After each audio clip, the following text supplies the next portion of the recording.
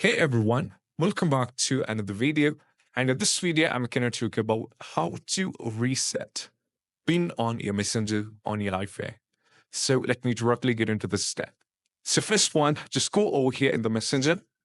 Now from here, you have to go. There is a three horizontal line at the left side. Tap on this one. Now from here, you have to tap on the gear icon at the right side, which is at the top. Tap on this one. Now from here, you have to scroll down and there is an option called privacy and safety. Tap on this one. Now from here, you have to tap on end-to-end encrypted chats. Tap on this one. And there is an option called message short storage. Tap on this one. And now you can see there is an option to reset the PIN. Tap on this one.